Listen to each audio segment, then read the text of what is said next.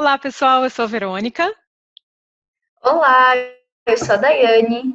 Somos duas apaixonadas por tecnologias na educação. E o objetivo desse canal é fornecer aos educadores conteúdos relevantes para o uso inteligente das tecnologias. Sejam bem-vindos a mais um vídeo aqui do Inove. Nesse vídeo, nós vamos falar sobre o planejamento de uma aula remota sem precisar utilizar as tecnologias. Há professores e alunos que não têm fácil acesso à internet, ou a um smartphone, ou até mesmo computador. Por isso, a gente pensou em uma proposta de aula remota com uso mínimo de tecnologia. A educação à distância, ela vai muito além de uma videoconferência, né? Você já ouviu falar no termo síncrono e assíncrono? Síncrono é quando um professor e os seus alunos eles precisam estar online ao mesmo tempo, como uma videoconferência, por exemplo. Já o termo assíncrono é quando o professor e o aluno não precisam estar online ao mesmo tempo.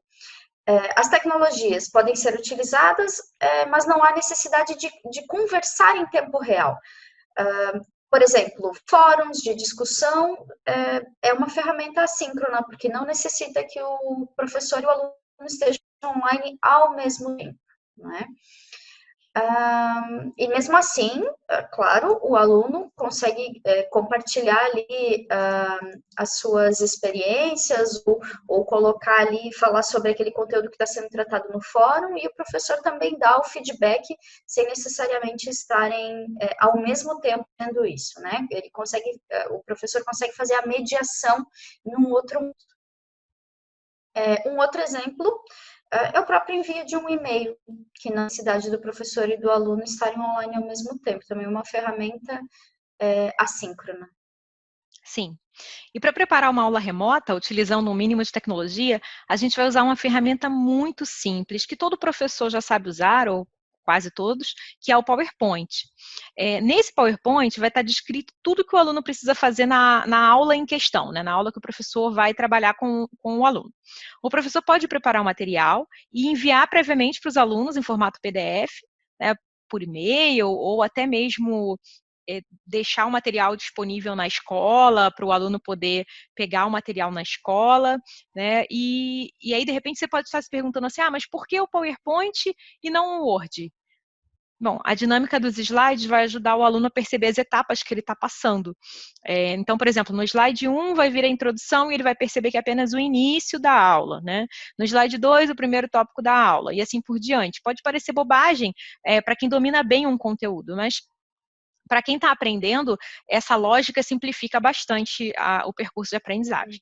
Então, isso não impede que o aluno possa navegar livremente ali pelo conteúdo, definir ele próprio o percurso dele, né? Como a gente já explicou aqui, inclusive, no vídeo sobre gamificação, que a gente vai deixar aqui para vocês verem, quem tiver interesse.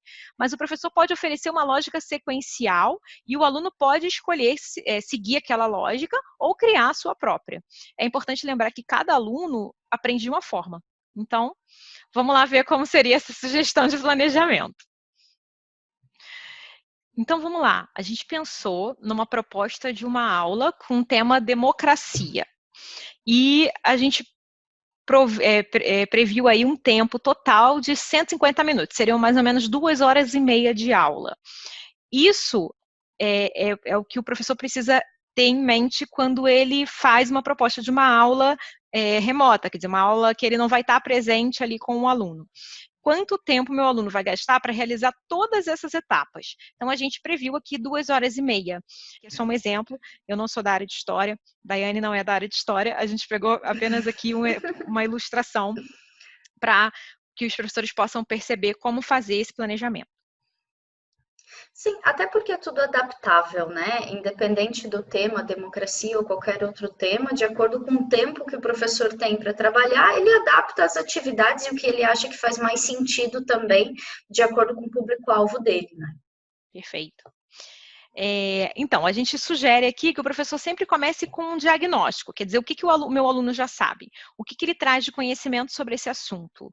Isso também é uma forma de envolver o aluno, mais com conteúdo, quer dizer, de saber fazer ele pensar o que ele já sabe sobre aquilo. E até mesmo o conhecimento que ele traz, não da escola, mas o conhecimento da vida, de coisas que ele já ouviu, de filmes que ele já viu, de livros que ele já leu.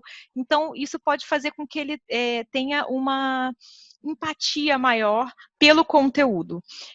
Depois a gente vai deixar algumas sugestões na descrição do vídeo de leituras sobre esse assunto para quem tiver interesse em aprofundar. Então, a gente propôs aqui um game para testar o que o aluno já sabe sobre democracia. É importante sempre orientar o aluno, né? Então, a gente colocou ali tópico 1, para ele saber que esse é o primeiro passo da aula. E aí é só um exemplo aqui de um quiz diagnóstico, por exemplo. A gente botou aqui 4 questões. O professor pode colocar o número de questões que ele achar por bem, mas sempre é importante lembrar que não é um quiz diagnóstico, assim, não dá para ser um quiz de 30, 40 questões, é mesmo uma coisa rápida para perceber o que o aluno já traz de conhecimento, mas é importante que não seja muito longo. E aí depois, no final, como essa aula é uma aula que o aluno não vai ter contato com o professor, ele vai estar distante, a gente não sabe se ele vai ter acesso à internet o tempo todo, quantas vezes por semana, então a gente prevê que a resposta precisa estar lá. Então, depois do quiz, ele vai ter as respostas, e aí ele vai... Aqui a gente inseriu um elemento de gamificação. Especialmente quando a gente trabalha com alunos mais jovens, isso estimula bastante o aluno a ir somando pontos, a ir somando medalhas, e depois ele conseguir ter uma noção, assim, na turma toda, quem se destacou mais, quem ganhou mais pontos, quem ganhou mais medalhas. Isso gera, né, a tendência é o aluno querer mais, querer fazer mais pontos, e a gente também, bom, isso também está no vídeo sobre gamificação que a gente vai deixar para vocês.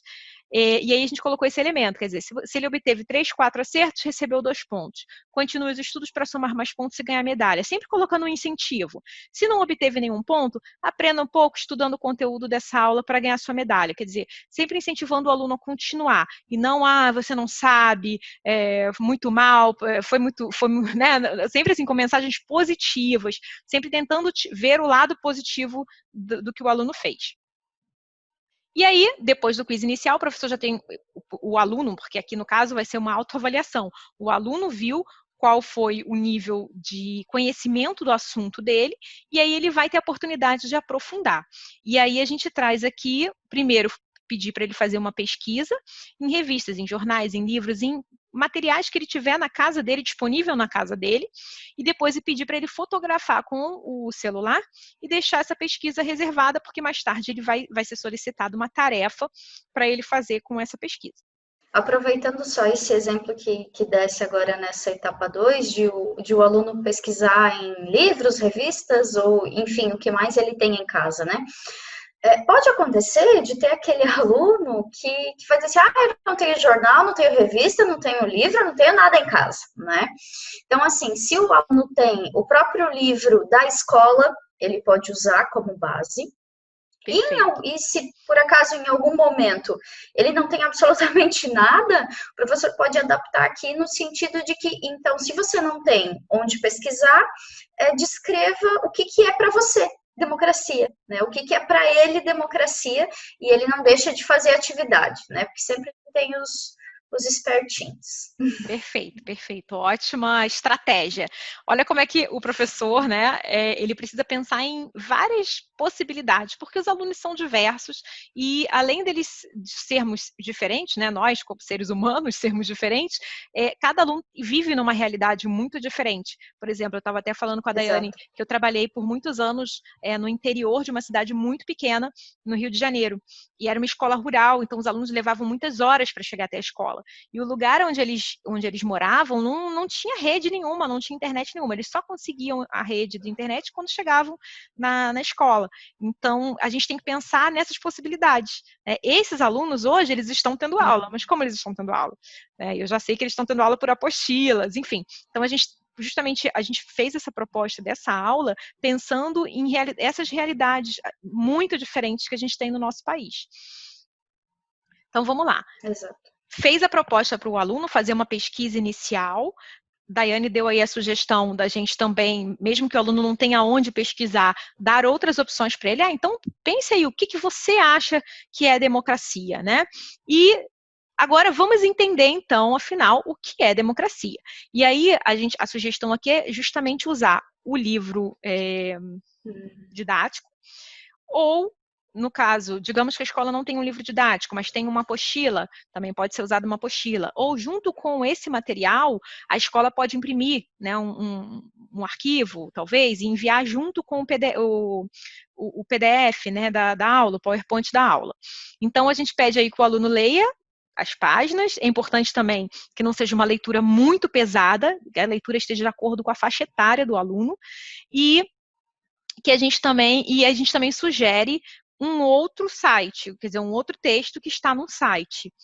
Lógico, o texto é para quem tem acesso à internet. Se o aluno não tem, ele vai ler apenas a apostila. Agora, ainda assim, se o aluno tiver muito interesse e de repente eu vou me organizar, eu vou até um local onde eu tenha acesso à internet, uma lan house ou alguma coisa assim, e vou pesquisar. Então, ele tem aqui a possibilidade do site também.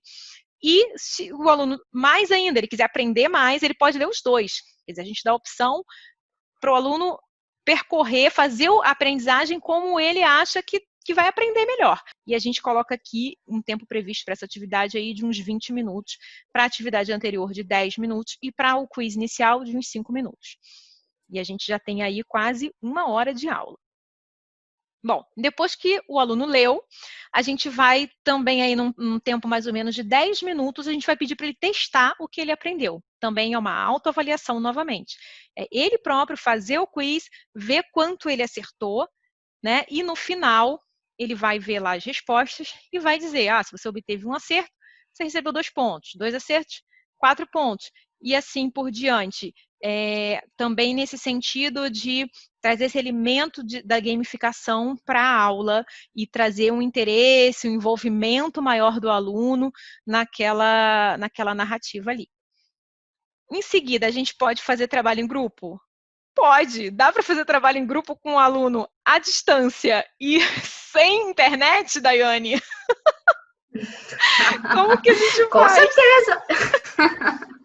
Tem como fazer assim. Olha, a nossa sugestão, assim, foi usar a aplicação, né, o aplicativo mais simples que todo mundo tem, né, até a minha avó de 80 anos tem, que é o WhatsApp. Então, a gente sugeriu do professor criar um grupo no WhatsApp e colocar lá como tema da discussão, explicar para os alunos que é importante, que a gente aprende quando a gente conversa, que a gente ouve a opinião dos outros e com isso a gente pode aprender, tem a oportunidade de aprender mais. E eu acho importante o professor dizer isso, para o aluno entender qual é o sentido daquilo, né? Porque também não adianta a gente simplesmente mandar o aluno fazer uma coisa, mas ele não percebeu o sentido daquela atividade. Então, vamos criar um bate-papo no WhatsApp para debater o tema da aula de hoje. E aí o tempo previsto para esse fórum de discussão é de 60 minutos. Parece muito tempo? O que você acha, Daiane? Então, às vezes a gente pode até olhar ali os 60 minutos e parece muito tempo. A questão é que, assim, se você tem um grupo relativamente grande, por exemplo, se a gente pensar numa sala de aula aí com 20 alunos, por exemplo, 1 hora passa muito rápido. Pois é bem isso.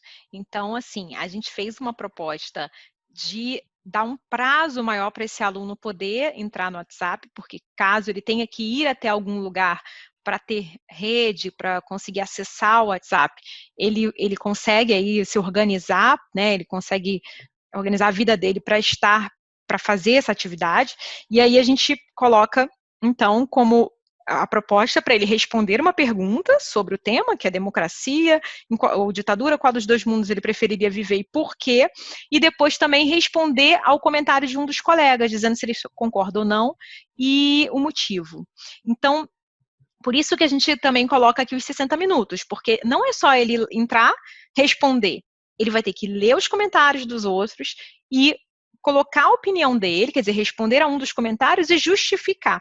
Então, esse é um trabalho cognitivo, uma reflexão que é mais complexa, né? Existe uma complexidade maior do aluno. Então, não é só ele ir lá escrever, botar um monte de emoji, né? Não é isso. Ele vai ter que argumentar, ele vai ter que realmente pensar para realizar essa atividade. E, no final, depois que ele participa do fórum de discussão, se ele respondeu a pergunta 2, 8 pontos. Se respondeu a 3, 6 pontos. Some, ou se realizou apenas uma parte da atividade, vai somar metade da pontuação. Mais uma vez, trazendo o elemento da gamificação aqui. Aí a gente coloca um saiba mais, quer dizer, isso aqui é uma opção para o aluno que quer aprender mais ou para o aluno que não entendeu o conteúdo todo, teve dificuldade de perceber. Ele vai ter a opção de procurar, por exemplo, essa aula de história do canal Nostalgia, do Felipe Castanhari, que é um canal aí super recomendado por professores de história e que ele vai ter a oportunidade, então, nesse vídeo, de ter mais uma informação, já que ele não está com o professor ali do lado dele para explicar. Agora, é obrigatório? Não. Né? Até porque é um vídeo longo, é um vídeo que ele precisa ter uma rede, então isso é como um plus. Se ele não tiver condições de assistir, ok, o professor não vai contabilizar isso, digamos assim, como uma atividade avaliativa, uma atividade que faz parte daquele conteúdo da aula. Bom, vamos então avaliar, vamos ver se o aluno realmente entendeu o conteúdo, se ele fez uma avaliação, as atividades, se ele foi bem nas atividades, se ele percebeu o que os outros colegas falaram, se ele aprendeu com os outros colegas. Então, ele vai fazer agora, ele vai voltar lá na pesquisa que ele fez sobre o que era democracia e vai postar a pesquisa dele, ou a foto, ou o PDF, ou um link, e vai também escrever um resumo de 20 linhas do WhatsApp, não é 20 linhas do Word, são 20 linhas no WhatsApp, sobre o valor da democracia, né? Quer dizer, qual é a importância da democracia. E aí também ele vai ter aqui a pontuação para cada item dessa atividade. E no final, se ele teve uma pontuação muito boa, ele vai ganhar uma medalhinha de ouro para essa aula, de prata, se ele teve aí uma pontuação média, e de bronze, se teve uma pontuação um pouquinho mais baixa. E com isso, o professor pode ir trabalhando essa questão das medalhas com o aluno, de forma que ao final do semestre ou ao final do ano, ele ganhe um diploma ou ganhe uma medalhinha mesmo de verdade, de honra ao mérito, enfim, isso pode ser trabalhado dependendo da faixa etária, isso cria uma motivação muito grande no grupo. E, para finalizar, a gente ainda coloca aqui umas dicas para o fim de semana, que é para o aluno aprender mais. Isso aqui também já não faz parte da aula, mas é um plus para o aluno que gosta, que tem que sentir interesse pelo tema. A gente coloca um filme brasileiro aí, Democracia em Vertigem, que foi super recomendado no mundo todo, e uma exposição também virtual sobre democracia na Europa. Então, essa é a nossa sugestão de aula. Não é preciso que o professor faça exatamente todos esses passos que nós sugerimos aqui, mas é mesmo assim uma ideia de roteiro para o professor pensar seu conteúdo. E eu vejo que os professores estão muito assim, um pouco desnorteados de como fazer isso do jeito que estamos hoje, durante a pandemia. Então, essa é a nossa dica do I9. E assim também, né? Também não pode ser algo muito complexo, né? Às vezes a gente ficamos muito preocupados nessa questão de, preciso engajar meu aluno, preciso motivar, precisa ser algo que ele goste de fazer e tudo mais, e colocamos muita complexidade. Então a nossa ideia é fazer atividades, né, simples, mas que sejam atividades diferentes. Coloca um vídeo, coloca um link, coloca um texto, coloca um fórum, coloca ele para usar o WhatsApp, que é uma ferramenta que ele já tem habilidade, então faz ele trabalhar nesse sentido de forma simples, né? Tanto que a Verônica até comentou ali de uma atividade onde se pede 20 linhas do WhatsApp. É extremamente importante a gente também perceber que se o aluno tiver somente o celular para poder fazer o curso, né, para estudar, se a gente pedir textos e muitas coisas que exijam, isso é totalmente desmotivador, porque nós sabemos como é, né, escrever fora da realidade, textos. né? Exato, não faz sentido. Se você tiver um computador, se você tiver certeza que o aluno tem um computador, ok, ele pode redigir ali um texto tranquilamente.